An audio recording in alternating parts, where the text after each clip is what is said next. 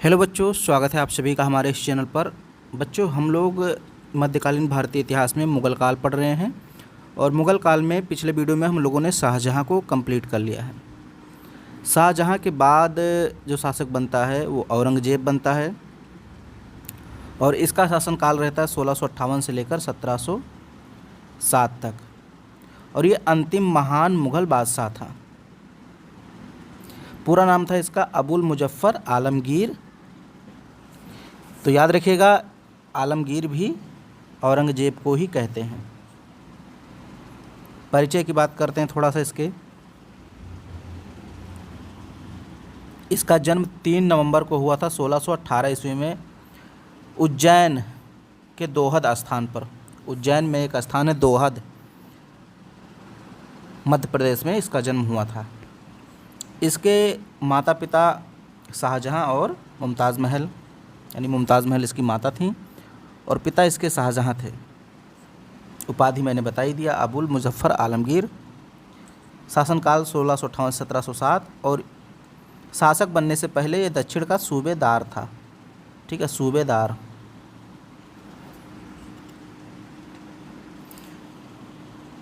इसको जिंदा पीर भी कहते हैं।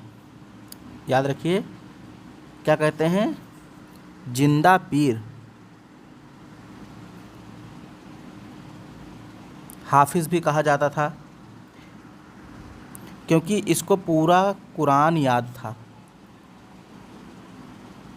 ये जो औरंगज़ेब था, इसको पूरा कुरान रटा हुआ था, कंठस्थ था, इसलिए इसको हाफिज़ कहा जाता था। बातचीत में अक्सर हिंदी की लोकप्रिय कहावतों का प्रयोग करते थे और ये बहुत ही सादगी जीवन जीते थे। सादा जीवन, उच्च विचार वाली मानसिकता इनकी थी, तो इसलिए औरंगज़ेब को शाही दरवेश भी कहते हैं। दरवेश का मतलब ऐसा व्यक्ति जो बहुत सादा जीवन जिए। जिंदा पीर कहते ही हैं। तो ये सब इसके उपनाम हैं, याद रखिएगा। हाफिज़, शाही दरवेश, जिंदा पीर, ये सब औरंगज़ेब को कहते हैं। हालांकि चिश्ती संत कलीमुल्लाह ने सल्तनत और फ़कीरी को एक साथ मिलाने के कारण उन्हें पाखंडी कहा है। तो औरंगज़ेब को पाखंडी कौन कहता है? एक चिश्ती संत थे, कलीमुल्लाह शाह। तो ये इसके नाम हैं, हाफिज़, शाही दरवेश, जिंदा पीर। और शाहजहाँ ने इसको बहादुर की उपाधि दी थी।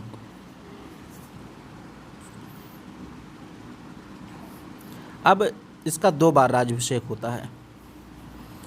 एक बार राज्याभिषेक तो इसका 21 जुलाई 1658 में हुआ।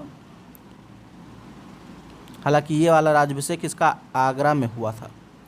याद रखिए, दिल्ली में नहीं हुआ था। सॉरी, दिल्ली में ही राज्याभिषेक हुआ था, लेकिन इसने आगरा पे उस समय अधिकार किया था। क्योंकि उस समय शाहजहाँ ने जो है राजधानी स्थानांतरित कर दी थी। शाहजहाँ से पहले राजधानी आगरा हुआ करती थी और शाहजहाँ दिल्ली को राजधानी लाता है, तो दिल्ली में ही इसका राज्याभिषेक होता है। प्रथम राज्याभिषेक दिल्ली में हुआ 21 जुलाई 1658 को, सामूगढ़ की विजय के बाद। मैंने कल पढ़ाया था, सामूगढ़ का युद्ध जो हुआ था 1658 में हुआ और इस सामूगढ़ के युद्ध में औरंगज़ेब ने किसको हराया था? दारा शिकोह को हराया था। और दारा शिकोह को हराने के बाद ये आगरा पे कब्ज़ा कर लेता है और फिर दिल्ली में आकर अपना राज्याभिषेक कराता है। दूसरा राज्याभिषेक 5 जून 1659 को हुआ, खजुआ और देवराई युद्धों के बाद। देवराई का युद्ध अंतिम युद्ध था, ये भी याद रखिए। देवराई का युद्ध उत्तराधिकार से संबंधित अंतिम युद्ध था और देवराई के युद्ध में भी औरंगज़ेब ने दारा शिकोह को पराजित करके गिरफ्तार कर लिया था, फिर उसको मौत की सज़ा सुना दी थी। ये सब मैंने कल पढ़ा दिया आप लोगों को। अब चूँकि मैंने आपको बताया था कि जब औरंगज़ेब दक्षिण में था तभी इसके पिताजी शाहजहाँ जो थे वो बीमार पड़ गए थे। तो जब इसको पता चलता है कि शाहजहाँ बीमार हैं तो दक्षिण से चल देता है और आता है अपने भाई मुराद शाह शुजा और दारा शिकोह, इनको पराजित करके इनकी हत्या करवा देता है और शासन सत्ता संभाल लेता है। और इसके पिता शाहजहाँ जो थे वो आगरा के शाह बुर्ज में पड़े हुए हैं, बीमार हैं। अब काजियों ने इसका विरोध किया। जब ये सिंहासन ग्रहण करता है औरंगजेब, तो काजी जो थे, जो धार्मिक प्रमुख थे, वो विरोध करते हैं। न्यायाधीश जो थे वो विरोध करते हैं। वो कहते हैं कि अभी तो शाहजहाँ जीवित है और तुम अपने सिर पे ताज रख रहे हो। तो इसका विरोध होता है। अब्दुल वहाब गुजराती ने औरंगजेब के समर्थन में फतवा जारी किया था। तो ये एक काजी थे जो औरंगजेब का समर्थन कर रहे थे, और फिर जब औरंगजेब शासक बनता है तो वो इनको प्रधान काजी बना देता है। तो मतलब कहने का ये है कि कुछ काजियों ने विरोध किया कि अभी शाहजहाँ जिंदा है, भले ही बीमार है, जिंदा है, और तुम जो है ताज ग्रहण कर रहे हो। लेकिन कुछ काजियों ने समर्थन किया। फारस के शाह ने दूत मंडल भेजकर बादशाह इसको स्वीकार कर लिया था। सामाजिक सुधार और प्रतिबंध। नौरोज त्यौहार जो पारसियों का त्यौहार था, ये मनाना इसने बंद कर दिया। तुलादान और झरोखा दर्शन समाप्त कर दिया। अब तुलादान क्या होता था कि तराजू होता था एक ऐसे, ठीक है। तो एक तराजू होता था और एक तरफ राजा को बैठाया जाता था, शासक को, और दूसरे में उसके बराबर सामान रखा जाता था, सोने चांदी गहने कपड़े जो कुछ भी होता था वो रखा जाता था।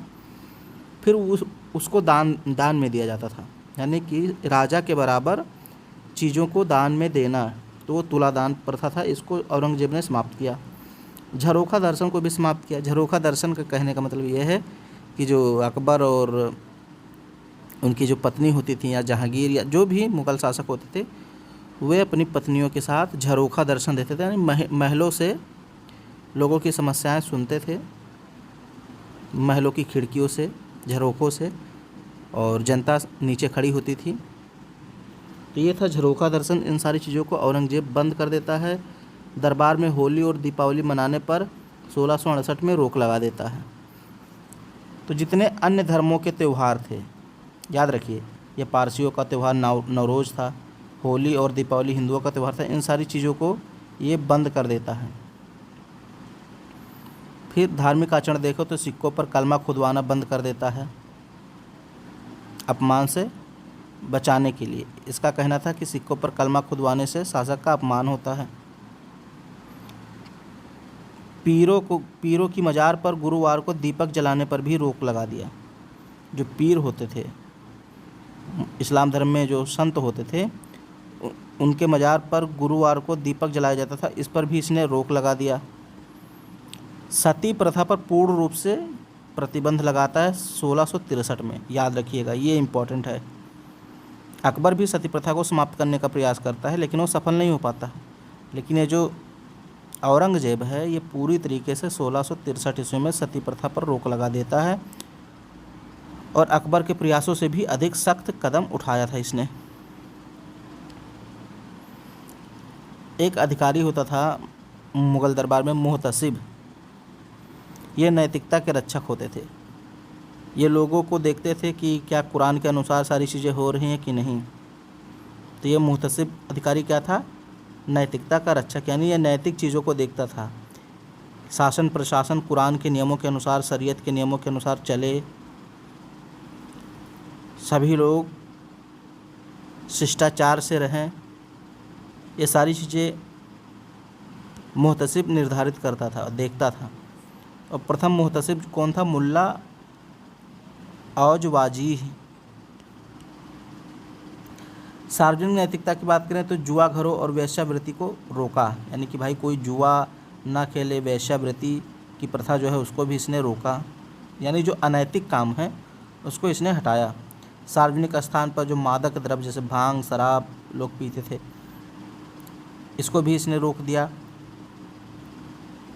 व्यापार और धर्म की बात करें तो माप और तौल की निगरानी, बाद में हिंदू व पाठशालाओं को नष्ट करना, ठीक है। तो माप और तौल की निगरानी रखता था औरंगजेब। औरंगजेब यानी कि औरंगजेब के द्वारा ये जो अधिकारी नियुक्त किया गया था यही काम ये करता था कि भाई बेईमानी मत करो, क्योंकि मुहतसिब का मतलब ही है कुरान में जो चीज़ें लिखी हैं उसके नियमों के तहत ही कार्य करना है, बेईमानी नहीं करनी है। तो माप और तौल से संबंधित जो नियम थे वो मुहतसिब देखता था। पाठशालाओं को नष्ट करवा दिया, जो हिंदू मंदिर, जो हिंदू पाठशालाएँ थे उसको नष्ट करवा दिया इसने। सीमाएं भी थी मुहतसिब का कि ये भाई लोगों के व्यक्तिगत जीवन में हस्तक्षेप नहीं करता था, घरों के भीतर किसी के प्रवेश नहीं करता था। अपने घर में कोई कैसे भी रहे, कैसे भी सम्मान करे किसी का या ना करे, कोई लेना देना नहीं था। लेकिन अगर कोई दरबार में आता है, मुग़ल दरबार में, तो वो शिष्टाचार अपनाए, समाज में है तो शिष्टाचार अपनाए। तो धार्मिक नीति की बात करें तो ध्वंस और संरक्षण दोनों इसको देखेंगे। असहिष्णुता की नीति अगर इसके देखें यानी ध्वंसात्मक नीति, तो औरंगजेब ने कहा जाता है बनारस फरमान जारी किया 1669 में और मंदिरों और फरमानों को तोड़ने का आदेश दिया, जो अभी मैंने आपको बताया। अब जैसे बहुत सारे इसमें मंदिर तोड़े गए औरंगजेब के समय, आज भी लेकर उसको विवाद है, आप लोग सभी लोग इसको जानते हैं। जैसे काशी विश्वनाथ का मंदिर भी बनारस में तोड़ा गया था और उसके पास में मस्जिद बनवाया गया, जो आप सभी लोग जानते हैं, आज भी वो मस्जिद बनी हुई है। ऐसे ही मथुरा में भी केशव देव मंदिर तोड़ के वहाँ पे मस्जिद बनवाया गया। सोमनाथ में भी इसने मंदिरों को तोड़ा था। तो सोमनाथ मंदिर, केशव देव मंदिर, काशीनाथ विश्वनाथ मंदिर, ये सब मंदिर औरंगजेब के शासनकाल में ही तोड़े गए थे और वहाँ सब जगह इसने मस्जिद बनवाया। अब इसमें कुछ धार्मिक संरक्षण भी किए, जैसे एक थे दाऊजी महाराज मंदिर, इनको 5 गाँव का अनुदान दिया। 5 गाँव का जो राजस्व होता था वो इस मंदिर को दिया था। मथुरा में एक मंदिर था दाऊजी महाराज मंदिर। बनारस के भी मंदिरों को इसने भू अनुदान दिया था, यानी भूमि दी थी। गुरु रामदास गुरुद्वारा जो देहरादून में था उसको भी अनुदान दिया। बैरागी शिव मंगल दास महाराज के प्रवचन को भी ये सुना था। तो ये मिला जुला रूप था एक प्रकार से, इधर कट्टरता इसकी दिखाता है और इधर इसकी सहिष्णुता की नीति यानी उदारता की नीति दिखाता है। आर्थिक और नागरिक भेदभाव की बात करें तो मुस्लिम व्यापारियों से जो सीमा शुल्क लिया जाता था वो 2.5% और हिंदू व्यापारियों से 5% लिया जाता था। हालांकि कहा जाता 1667 में मुस्लिम व्यापारियों को कर मुक्त कर दिया, यानी ये जो 2.5% व्यापारियों से लिया जाता था, मुस्लिम व्यापारियों से 2.5% कर कस्टम ड्यूटी जो लिया जाता था वो भी इसने 1667 में माफ़ कर दिया। और ये सारा कर लगाया कब था? 1665 में। नागरिकों पर 1668 में इसने कई प्रतिबंध लगाए। जैसे जो नागरिक होते थे वो हथियार नहीं रख सकते थे। पालकी और अच्छे घोड़ों की सवारी पर प्रतिबंध, यानी जो नागरिक आम जनता होता था वो जो है पालकी पर नहीं बैठ सकता था, अच्छे घोड़ों की सवारी नहीं कर सकता था। हालांकि राजपूत लोग, मराठे लोग कर सकते थे, लेकिन जो मराठे और मुग़लों से अलग हैं वे लोग सवारी नहीं कर सकते थे। 1663 में इसने पुनः तीर्थ यात्रा कर लागू कर दिया। अकबर ने इसको कहीं ना कहीं समाप्त किया था। 1563 के आसपास अकबर ने समाप्त किया था। फिर जहांगीर और शाहजहां ने भी कई जगह पे जैसे बनारस वगैरह में तीर्थ कर समाप्त किया था, लेकिन ये जो औरंगजेब है ये पुनः लागू कर देता है। जजिया कर की बात करें तो एक ऐतिहासिक मोड़ है। 1679 में कहा जाता है भारत को दारुल हर्ब के स्थान पर दारुल इस्लाम बनाना सर्वप्रथम मेवाड़ में लागू। अब देखिए, समझिए इसको। तो जजिया कर इसने लगाया था फिर से 1679 में, और इसका उद्देश्य था दारुल हर्ब, यहाँ ये हर्ष नहीं होगा, हर्ब होगा, हर्ब। तो इसका दारुल हर्ब का मतलब होता है ऐसा राज्य जो हिंदुओं का हो, यानी हिंदुओं का राज्य। और दारुल इस्लाम का मतलब मुस्लिम राज्य। तो औरंगजेब का उद्देश्य क्या था? भारत को हिंदू राज्य से मुस्लिम राज्य में बदलना, यानी दारुल हर्ब से दारुल इस्लाम बनाना। और इसी ने सर्वप्रथम इसने जजिया कर कहाँ लागू किया? मारवाड़ में। ये जजिया कर औरंगजेब ने ख़त्म कर दिया था। आपको याद होगा 1564 के आसपास जजिया कर अकबर ने ख़त्म किया था और फिर से जो है यहाँ औरंगजेब लगा देता है। अब जो जजिया कर लिया जाता था वो 3 तरह से लिया जाता था। मान लो कोई बहुत अमीर आदमी है तो उससे लगभग 48 दिरहम या 12 रुपये लिया जाता था। 48 दिरहम यानी कि 12 रुपये लिया जाता था, जो बहुत अमीर होता था जजिया कर के रूप में। जो मान लो थोड़ा मध्यम श्रेणी का है, मिडिल क्लास का है, उससे 24 दिरहम यानी 6 रुपये लिया जाता था। और जो बहुत कमज़ोर है, बहुत गरीब है, उससे 12 दिरहम यानी 3 रुपये लिया जाता था।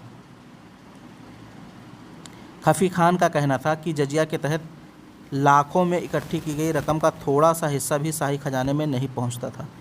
यानी जो जजिया कर वसूलते थे वो अधिकारी ही इस कर को खा लेते थे। यानी कि जो जजिया कर वसूला जाता था वो शाही खजाना यानी केंद्रीय खजाना जो होता था औरंगजेब का, उसमें पहुंच ही नहीं पाता था। अधिकारी लोग ही गप कर लेते थे। मेवाड़ के राणा राज सिंह और जहांआरा बेगम द्वारा इसका विरोध किया गया था जजिया कर का। तो जहांआरा आपको पता होगा औरंगजेब की बहन ही थी, इनके द्वारा इसका विरोध किया गया। अब एक चीज़ ये देखिए, मनसबदारी के आंकड़े, ये एक विरोधाभास है। सबसे बड़ी बात यह है कि मुग़ल इतिहास में सर्वाधिक प्रतिशत मनसबदारी का राजपूतों को दिया गया इसी के काल में था। कहने का मतलब ये है 33% हिंदू मनसबदार इसके काल में थे। ये बहुत बड़ी बात है भाई, इतना कट्टर शासक था औरंगजेब, फिर भी इसके समय में 33% हिंदू मनसबदार के पद पर थे। मनसबदार का मतलब अधिकारी, मैं आगे बताऊंगा इसको डिटेल में। यानी कि अगर 100 अधिकारी थे मान लो, तो 100 में से 33 अधिकारी हिंदू थे औरंगजेब के समय में। सबसे बड़ा समूह किसका था? मराठा और दक्षिण के अमीरों का। ये जो हिंदू थे इसमें कौन कौन शामिल थे? मराठे शामिल थे, राजपूत शामिल थे और दक्षिण के अमीर शामिल थे। औरंगजेब का एक तर्क था कि दुनियावी मामलों में धर्म का क्या लेना देना। औरंगजेब कहता था दुनिया के मामले में धर्म का क्या लेना देना, और इसीलिए इसने 33% हिंदुओं को नियुक्त किया था मनसबदार के पद पर। राजपूत नीति में इसने परिवर्तन किया। मैंने बताया था कि अकबर ने राजपूत नीति शुरू किया था और उसने जो है एक समझौता की नीति अपनाई थी, सहयोग की नीति अपनाई थी, राजपूतों से मेल मिलाप, शादी विवाह की नीति अपनाई थी। लेकिन ये जो आता है औरंगजेब, ये उस नीति को त्याग देता है। यानी जो मित्रतापूर्ण नीति थी, मैत्रीपूर्ण नीति, वो ये त्याग देता है। अकबर की मैत्रीपूर्ण नीति का त्याग कर देता है। कारण बताया जाता है कि ये औरंगजेब अत्यधिक महत्वाकांक्षी हो गया था और ये लोगों पे विश्वास नहीं करता था। परिणाम क्या हुआ? साम्राज्य के आधार स्तंभ राजपूत जो थे वो इसके विरोधी हो गए। जो राजपूत पहले इसके समर्थन में थे वो अब इसके विरोधी हो गए। अब ये एक चित्र यहाँ स्तंभ दिया हुआ है, इसको ध्यान से देखिए। ये राजपूत समर्थन जो है जब हट गया तो मुग़ल साम्राज्य देखिए ढहने लगा। तो राजपूत समर्थन बहुत ज़रूरी था और अकबर ने इस चीज़ को समझा था। इसके दरबार में कौन कौन से राजपूत रहते थे? तो जैसे मिर्ज़ा राजा जय सिंह, मेवाड़ के राजा थे राज सिंह और जोधपुर के राजा जसवंत सिंह थे। अब ये जो जय सिंह थे ये महासिंह के राजा थे, महासिंह। और महासिंह थे, देखिए सबसे पहले अगर बात करें तो जय सिंह के जो पिताजी थे वो महासिंह थे। महासिंह के पिताजी मान सिंह और मान सिंह के पिताजी भगवान दास और भगवान दास के पिता भारमल। तो ये सब आमेर के शासक थे, इनका वंश चलता रहता था।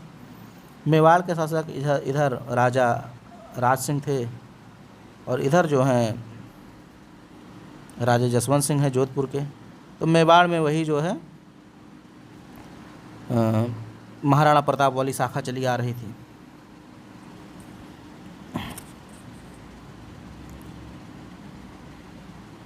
आमेर, वफादारी और अविश्वास। तो आमेर के राजा जयसिंह औरंगजेब के साथ थे और कहा जाता है ये जो राजा जय सिंह थे, जहांगीर, शाहजहां और औरंगजेब 3 मुग़ल सम्राटों की सेवा इन्होंने की थी और शाहजहां ने ही जय सिंह को मिर्ज़ा राजा की उपाधि दी। ये जो जय सिंह थे इनको मिर्ज़ा राजा की उपाधि किसने दी? शाहजहां ने। और इनको सफलता भी मिली थी जय सिंह को। आगे मैं पढ़ाऊँगा, मराठा पढ़ाऊँगा तो वहाँ पे बताऊँगा। शिवाजी के साथ पुरंदर की संधि जय सिंह ने ही की थी और 7,000 का मनसब जय सिंह के बेटे को मिला था, शिवाजी के बेटे को मिला था। ये संधि में पढ़ाऊँगा डिटेल में। 1665 के आसपास, 1665 के आसपास से संधि होती है। एक तरफ शिवाजी रहते हैं, दूसरी तरफ मुगलों की तरफ से कौन आता है? जय सिंह। और पुरंदर की संधि होती है, तो ये हम लोग आगे पढ़ेंगे। तो ये भी एक इनकी उपलब्धि थी राजा जय सिंह की कि इन्होंने शिवाजी को शांत रखा। शाही फरमान द्वारा मकराना के संगमरमर के प्रयोग पर रोक लगा दी गई थी और 1767 में बुरहानपुर में मृत्यु हो गई मिर्ज़ा राजा जय सिंह की।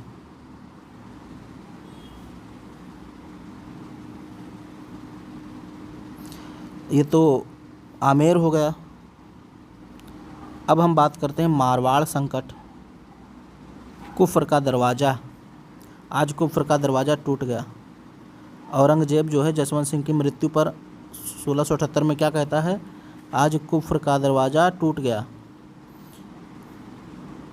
अब जसवंत सिंह की जब मृत्यु हुई, जो जोधपुर के राजा थे, तो उत्तराधिकार का संकट आ गया।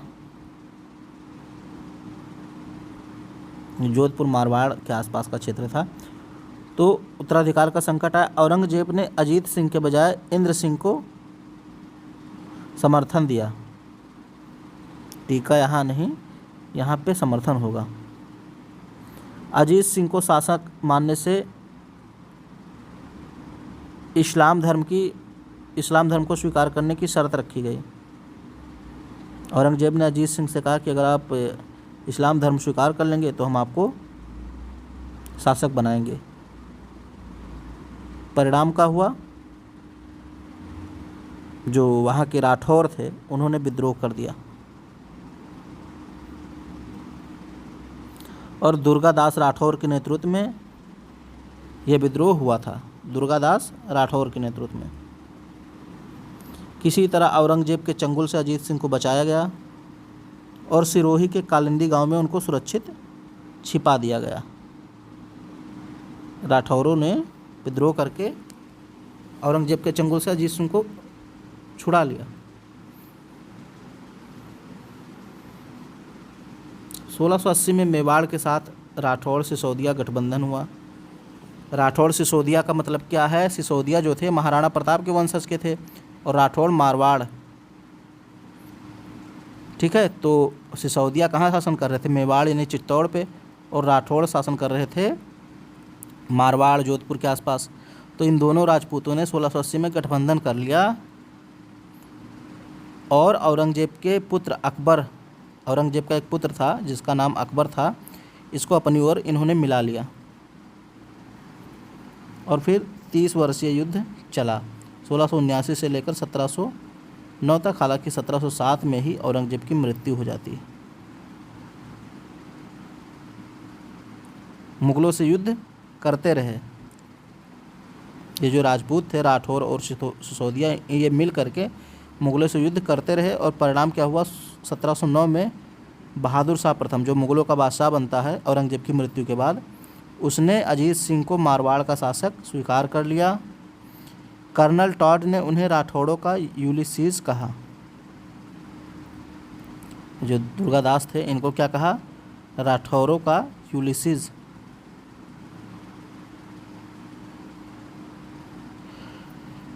मेवाड़ संघर्ष और उदयपुर की संधि। संघर्ष का कारण क्या था? चित्तौड़ दुर्ग का पुनर्निर्माण और संधि का उल्लंघन। क्योंकि जहांगीर के समय जो चित्तौड़ के राजा थे अमर सिंह, उनके साथ जहांगीर ने संधि की थी 1615 में और कहा था कि आप चित्तौड़ के किले का निर्माण नहीं कर सकते, सेना नहीं रख सकते। लेकिन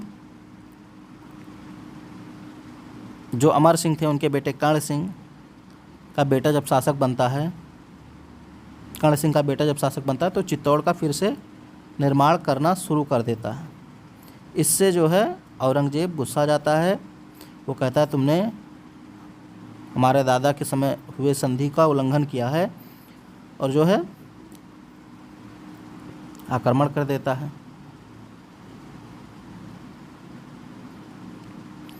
महाराणा जय सिंह और औरंगजेब के बीच उदयपुर की संधि होती है 24 जून 1681 को, और इसमें मध्यस्थ जो रहते हैं बीकानेर के राजा श्याम सिंह रहते हैं।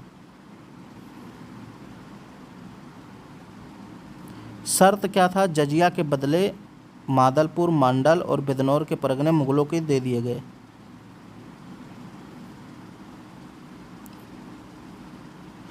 मुगलों को सौंपे गए परगने ये सब मुगलों को मिल गए संधि के तहत।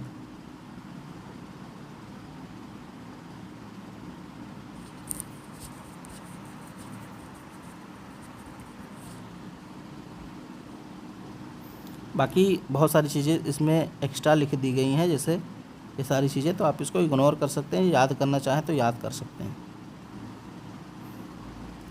तो कुल मिलाकर जो औरंगजेब था एक जटिल शासक था, कठोर शासक था, साम्राज्य का सर्वाधिक विस्तार किया, लेकिन इसे अस्थिर कर दिया गया। हालांकि इसके बारे में हम लोग आगे पढ़ेंगे, इसके साम्राज्य विस्तार के बारे में हम लोग आगे पढ़ने वाले हैं, किसने कहाँ कहाँ आक्रमण किया, कौन कौन से क्षेत्रों को जीता। धार्मिक नीति इसकी यही थी कि भाई कहीं ना कहीं इसने कट्टरता दिखाई अपनी, और भारत का समाज थोड़ा सा दूषित हुआ, यानी हिंदू मुसलमानों में कट्टरता बढ़ी। राजपूत नीति यही थी कि ये राजपूतों पे विश्वास नहीं करता था, और जो राजपूत मुग़लों की सेवा करते आ रहे थे वो भी अब इसके समय में राजपूतों के मुग़लों के शत्रु बन गए। कुल मिलाकर औरंगजेब के समय धीरे धीरे जो साम्राज्य था वो पतन की ओर जा रहा था। इसकी उपाधियाँ आलमगीर, गाजी और जिंदा पीर, तो ये सब औरंगजेब की उपाधियाँ हैं। आगे हम लोग औरंगजेब के साम्राज्य विस्तार को देखेंगे। वीडियो पसंद आए तो इसको लाइक से सब्सक्राइब ज़रूर करें।